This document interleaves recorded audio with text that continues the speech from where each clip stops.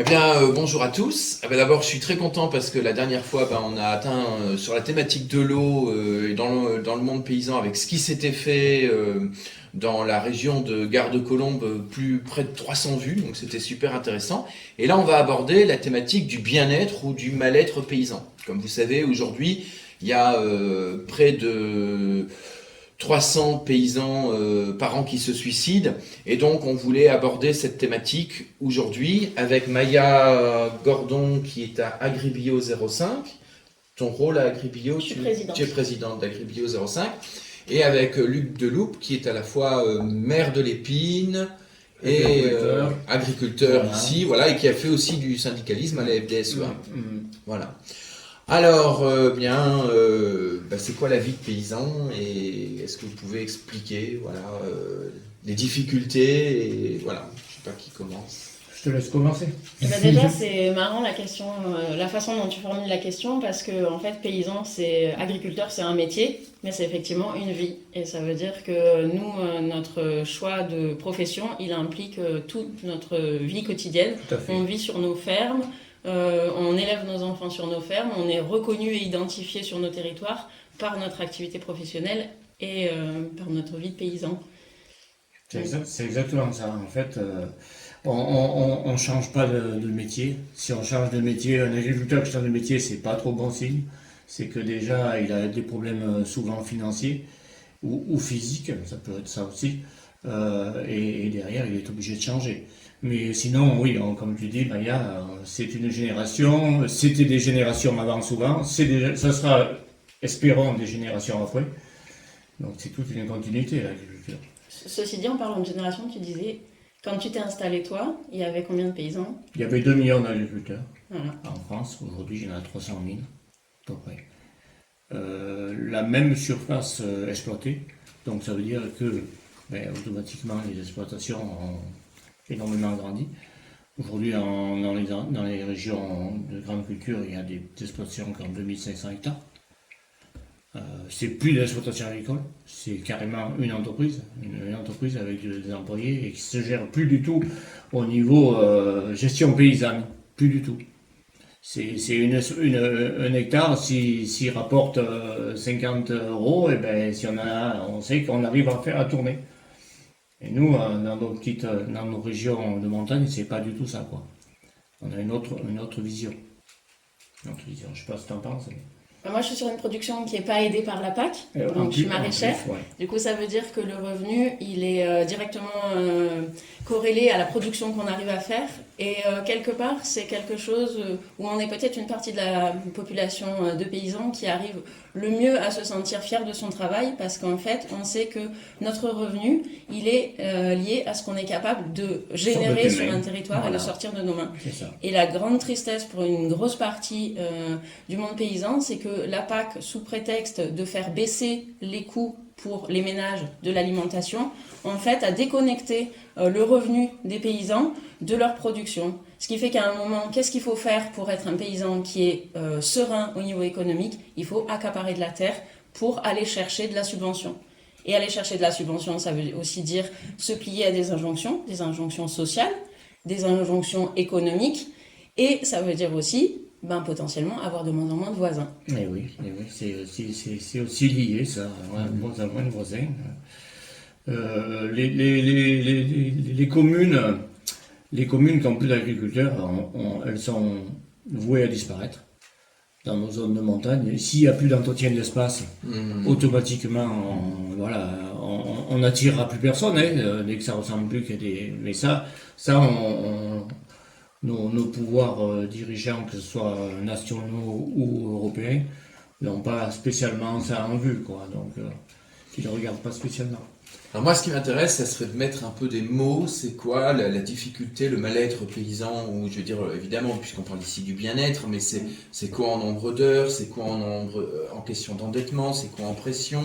On a parlé du suicide. Est-ce que vous avez vécu des choses des personnes dans une extrême difficulté ou voilà, le regard, je sais pas, est-ce que vous pouviez mettre des mots un peu là-dessus pour voir un peu ce que c'est La difficulté, c'est que comme on disait, on est moins nombreux qu'avant, donc on est fragmenté sur le territoire. Donc les gens qui sont en difficulté, en fait, s'isolent de plus en plus.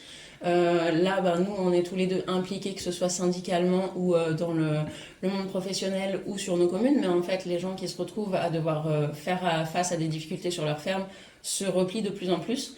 Donc, il y a des soutiens qui essaient de se créer au niveau local, mais quelquefois, on arrive trop tard. En fait, on le voit quand la terre du voisin est mise en vente, par exemple, parce que la banque veut récupérer son argent parce qu'il y a une cessation de paiement. Les difficultés, elles sont donc que effectivement on travaille beaucoup en nombre d'heures et surtout en astreinte en fait. Quand on a de l'élevage, c'est 365 jours par an. Même si on peut faire appel au service de remplacement, même si on peut s'entraider, en fait, on a quand même en tête en élevage et puis dans certaines cultures. Voilà. Et puis, on a des outils de travail qui sont tellement gros, qui sont tellement pointus, qu'en fait, le propriétaire, c'est rarement nous, c'est souvent la banque. Et du coup, ça veut dire qu'on a un devoir de rembourser. Les annuités sur une ferme, ça peut aller, sur une petite ferme comme la mienne, c'est 8 000 € par an. Sur une grosse ferme d'élevage, ça peut aller jusqu'à 40 000 € par an de remboursement. Donc, ça veut dire qu'on est en permanence en tension de trésorerie à devoir rembourser et avec une pression sur nos pratiques parce que il faut qu'on puisse à la fois se nourrir nous, à la fois produire parce que notre fonction c'est quand même de nourrir les gens et à la fois rembourser. Ça fait partie des choses qui mettent les gens beaucoup sous pression avec peu de reconnaissance en fait quelque part. Si on a du mal à rembourser, si on n'arrive pas à remplir correctement ses papiers, le couperet il tombe directement. C'est exactement ça. Sur les contraintes de la PAC, par exemple. Tout à fait. Tu es bien placé pour parler de ça parce qu'en ayant une petite structure, automatiquement, tu as très peu d'aides parce que les aides sont essentiellement liées à l'hectare ou à l'UGB, au bétail, quoi. Et du coup, un maraîcheux et un maraîcher n'a pas très peu de PAC. Donc aujourd'hui, c'est ce qui pousse de plus en plus à avoir des exploitations de plus en plus élevées, de plus en plus grosses. Le bien-être, parce que tu parlais du bien-être ou le mal-être, le bien-être, c'est ce qu'on voit aujourd'hui. Finalement, on te dit qu'est-ce qu'il y a de plus beau que ça, mais il faut savoir le reconnaître.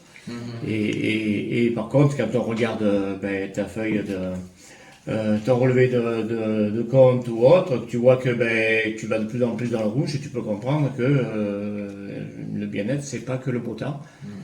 Ou que le paysage, c'est aussi un côté économique qui fait que on peut en arriver à des situations compliquées qui peuvent se dégrader très vite. Comme tu dis, une mauvaise année, parfois le départ d'une compagne parce que elle en a eu marre de cette vie où tu n'as jamais de vacances, où tu es toujours attaché à ta terre. Et que quelqu'un qui vient de l'extérieur, elle voit ça tout à fait. Je comprends que ça peut être très compliqué. Donc du coup, tu te retrouves tout seul et là, tu t'enterres encore un peu plus et voilà. Alors Luc, toi, tu étais éleveur. J'étais éleveur. J'étais éleveur. Tu as un peu bifurqué, mais voilà. Tu faisais énormément d'heures. Tu racontais oui, tout à l'heure, je vous disais, moi, je faisais pas mal de génétique, donc en élevage au vin, j'ai passé des heures et des heures, mais j'en ai eu marre. Pour arriver à la fin que celui qui avait un gros troupeau et qui s'en occupait pas, il gagnait plus que moi. Alors voilà, au bout d'un moment tu changes de fusil, tu dis c'est pour ça que j'ai arrêté l'élevage et aujourd'hui je fais plus que de la production. Avec Fabien on a remis 5 ou 6 vaches pour un peu nettoyer l'espace. Mais uniquement, quoi, pas autre chose. Donc aujourd'hui, c'est uniquement de la culture, la viande et céréales et fourrures.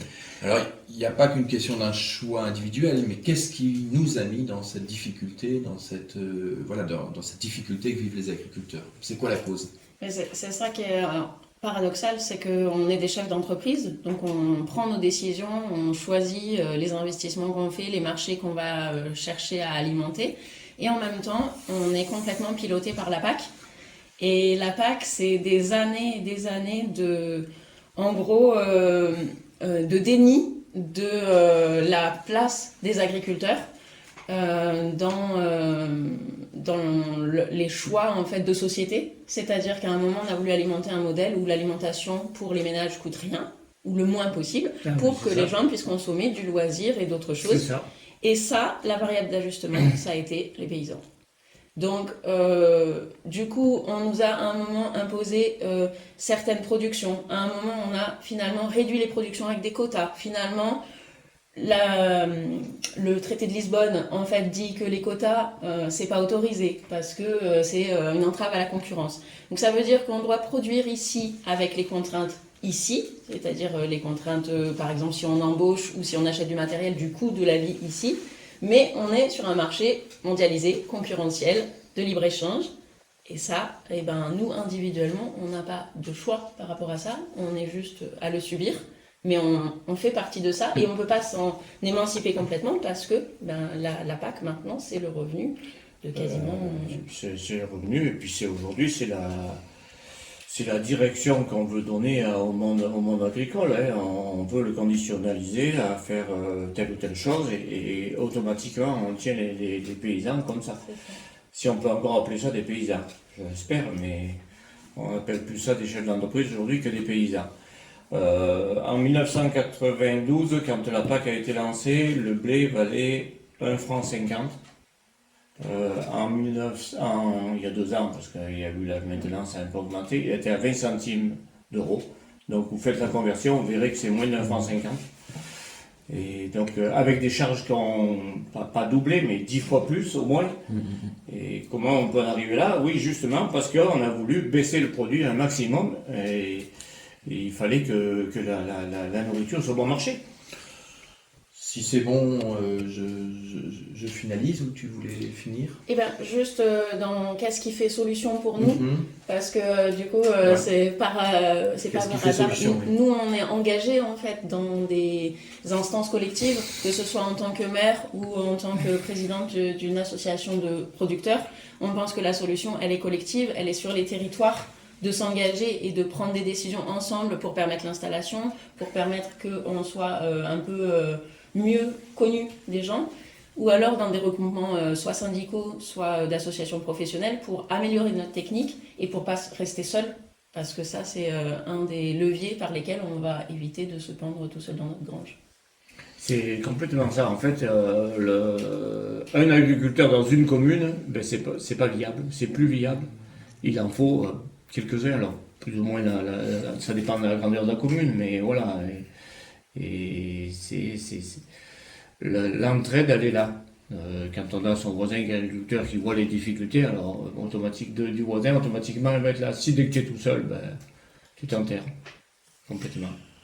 Un grand merci pour cet apport. Et c'est vrai que on a abordé la question de l'eau et puis on aborde maintenant la question du bien-être et du mal-être paysan. Et là, effectivement, on va commencer à essayer de réfléchir à des solutions.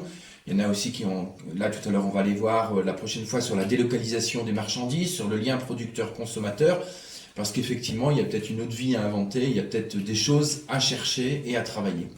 Un grand merci. Merci à toi. Ouais. Au revoir. Et n'oubliez pas, donc le 5 février, il y aura une agora sur se nourrir au pays, où on aura des stands de présentation ou des stands, des pitchs de présentation, des différents acteurs, de personnes qui travaillent sur cette thématique. Et l'objectif, en fait, c'est autant sur l'eau, le bien-être paysan, le loup, la question du réchauffement climatique, la 6e extinction des espèces, la bureaucratie, la délocalisation des marchandises, la malbouffe, sur le lien producteur-consommateur, sur le coût de l'alimentation, sur le droit à la terre, sur tout ce qui nous a été dit durant ces milliers d'auditions citoyennes. Essayez, j'ai bien dit essayez, de créer par petits groupes des mesures de territoire. Et on va faire des débats mouvants. Et les débats mouvants, on va voir si sur certains sujets, on peut avoir du consensus ou pas. Et on va surtout appuyer les choses où on peut avoir du consensus. Et le reste, après, ça permettra d'aller plus loin. Donc n'oubliez pas, l'agora du 5 février, ce sera toute la journée à la salle polyvalente à La Ragne.